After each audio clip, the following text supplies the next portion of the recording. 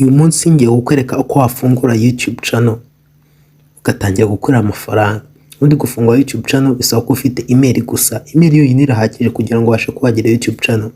Ufite email, jya muri YouTube yawe.